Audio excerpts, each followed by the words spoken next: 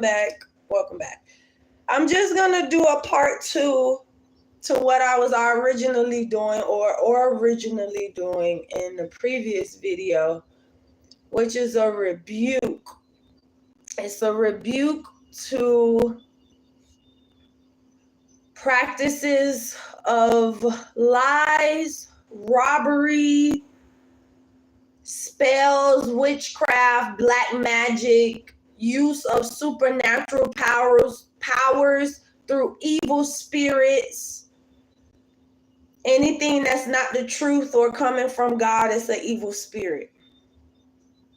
So if you have to lie, if somebody's saying, I don't want you around, but you saying, but I'm a pastor, but I'm this, you're using supernatural powers to do evil.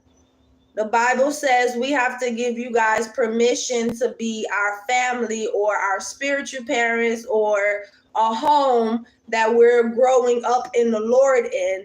If not, that's like a form of Pharaoh and slavery.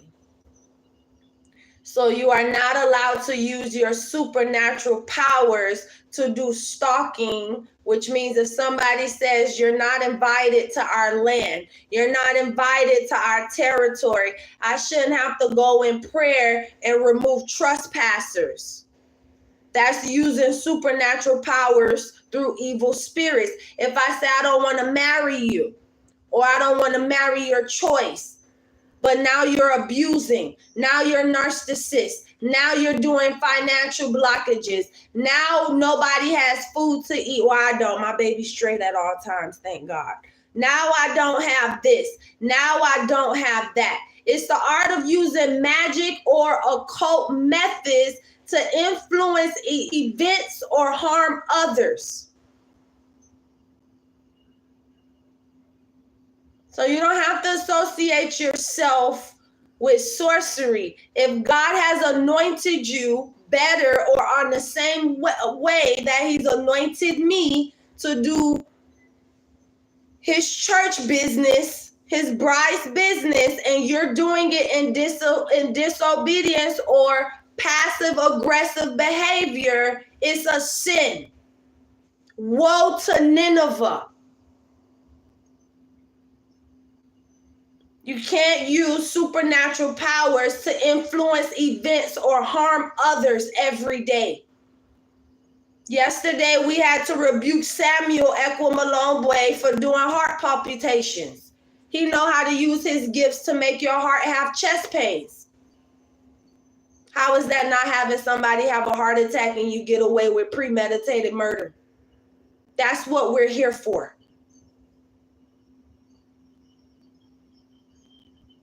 The moment you do stuff like that, you've fallen from grace. You don't have grace to continue to do that same methods of influence through supernatural powers. Once somebody voice they don't want you around and you're moving in sorcery and practices, just listen to what people say. If somebody has told you how to come around them, just listen to what they're saying, because you're using stuff that can mentally traumatize and aggravate people.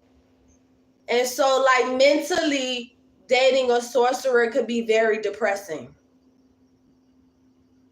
because they fucking everybody else. Don't play with me, Michael. Like, stop fucking with me. I'm sorry. God is jealous and the Lord avenges. Okay? God is jealous and the Lord avenges.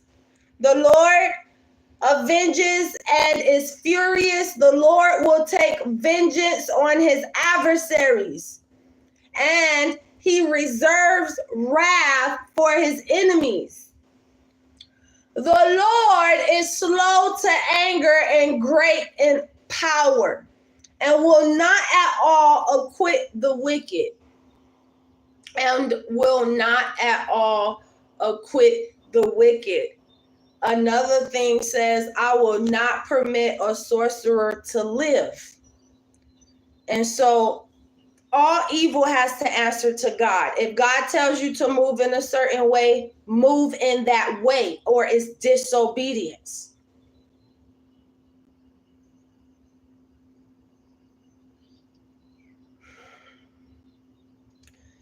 You see how supernatural powers through evil is right next to the sorcerer?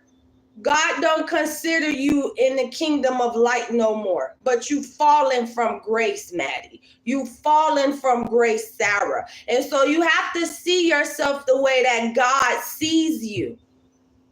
You tried to let people get away with lies and robbery on me when God said, I released her for marriage.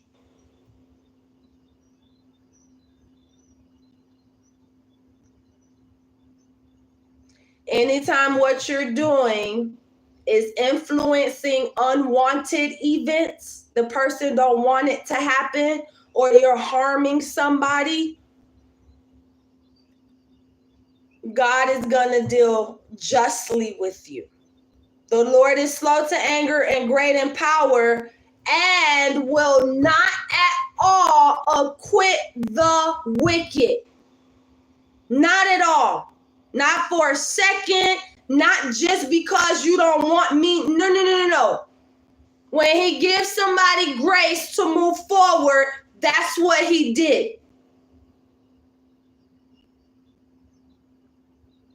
Judgment is coming for robberies, for lies,